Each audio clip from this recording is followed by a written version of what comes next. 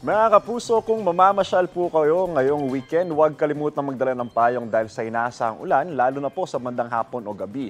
Base po sa rainfall forecast ng Metro Weather, posible po ang light to moderate rains ngayong umaga sa ilang bahagi ng Southern Luzon, ng Visayas at ilang bahagi na rin po ng Mindanao. Sa hapon ay magiging malawakan pa ang ulan sa ibang lugar sa ating bansa. Ganyan din po ang aasahang panahon bukas at sa linggo. Hinggit na mataas po ang tsansa ng ulan sa hapon at gabi, partikular po sa Southern Luzon, sa Visayas at Mindanao. Posible po ang heavy to intense rains na maaaring magpabaha o magpaguho ng lupa. Uulan na din po ang Metro Manila ngayong darating na weekend. Wala pong bagyo o low pressure area at easteries po ang nakaapekto ngayon sa malaking bahagi ng bansa. Ayon po yan sa Pag-asa. Intertropical Convergence Zone o ITCZ naman po magpapaulan sa Mindanao at sa Palawan. Mga kapuso, bukas ay mararanasan natin ang pinakamahabang araw ngayong taon. Ayon po sa Pag-asa, summer solstice bukas, kung kailan 13 oras tatagal nating maghapon dahil mas nakaharap sa araw ang Northern Hemisphere ng mundo kung saan naroon din ang ating bansa. Kumbaga,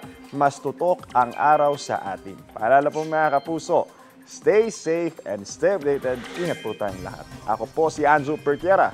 Know the weather before you go. Para mag-safe lagi, mga kapuso. Kapuso, huwag magpapahuli sa latest news and updates. Mag-iuna ka sa balita at mag-subscribe sa YouTube channel ng GMA Integrated News.